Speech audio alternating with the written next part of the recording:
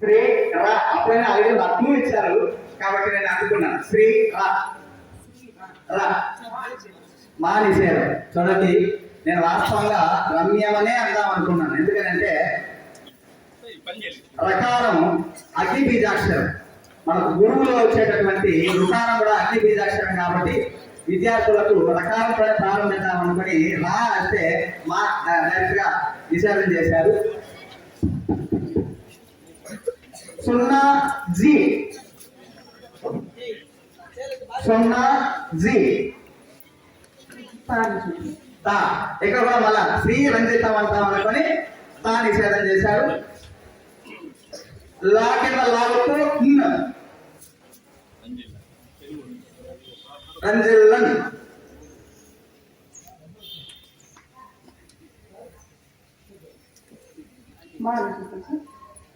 The the the the దీపంలో the దీపంలో పా అన్నారు కాబట్టి షా అక్ష దీపం దీక్ష శ్రీరంజిల్లన్ దీక్ష అక్కడ వరకు ప్రారంభం అయిపోయింది. చూడండి, మేడం గారు ఎంత నిశ్చితం చేశారు. మొట్టమొదటి ప్రాసాక్షం రెండో అక్షరం కాబట్టి ఆ వదులుతోంది కాదు. మామూలుగా దాన్ని కూడా మొట్టమొదటి వదిలేసి చచ్చిపెట్టేదాన్ని మేడం గారు వదిలేస్తారు. దయాదాక్షం చెప్పేటప్పటికి శ్రీరా పెట్టుకున్నారు. ఇక అంటే రంజిత చెప్తారేమంటే రమణీయ మీరు చెప్తారని చెప్పిన మా నిశ్చితం అన్నారు. వెంటనే మీరు సున్న పెట్టుకున్నారు, జీ పెట్టుకున్నారు. తర్వాత రంజిత పెట్టారేమో తా నిషిద్ధం చేసింది మేడం గారు, కానీ రంజీలో చెప్పేదే పెట్టుకున్నారు. ఇది నిషిద్ధాక్షరంలో ఉన్నటువంటిది. మళ్ళీ ఆ జ్యోతి విద్య వస్తున్నప్పుడు దకారమైన పెట్టారు, అవి మీరు దకారంతో జీ పెట్టుకున్నారు, ఆ మా నిషిద్ధం చేశారు. కానీ మళ్ళీ వెంటనే సకారాన్ని మీరు చెప్పారు. అంటే ఇది ఆ అవధానంలోటువంటి గొప్పతనం అన్నమాట. నిషిద్ధాక్షరి కూడా చాలా చక్కగా చేశారండి.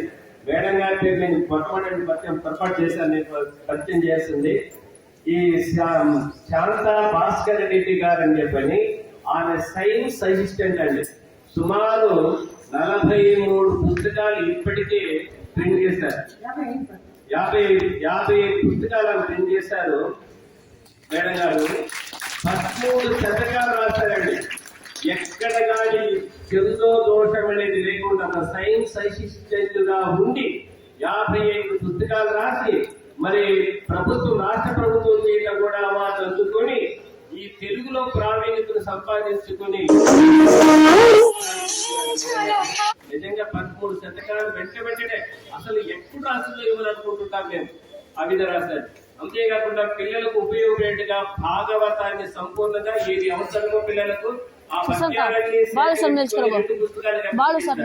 ఈ రోజు ఇప్పుడు మళ్ళీ భక్త ప్రహ్లాదాన్ని గురించి వారి గురించి కూడా రాయడం జరిగింది అనమాట. నిజానికి వారికి మేము ధన్యవాదాలు సమర్పించుకోవాలా. మేము సాహితీ సుమలత అని చెప్పిన వారికి పేరు ఇవ్వను, బిరుదు కూడా ఇవ్వాలని చెప్పి అనుకున్నాము. ఇంకా కూడా ఇస్తాం, ఇంకా ఇవ్వలేదు. ఇంకా కూడా ఆలోచన చేసి మేము అనుకున్న దాన్ని ఆ సుమలత కాకుండా పుష్పరూపంలో పుష్పము అనే పేరుతో వచ్చేటట్టు కూడా ఏదో చేయాలనుకుంటున్నాము. అది తర్వాత కార్యక్రమం ఉంటుందండి. ధన్యవాదాలు. ఇక తర్వాత నెస్టాక్షరి గారు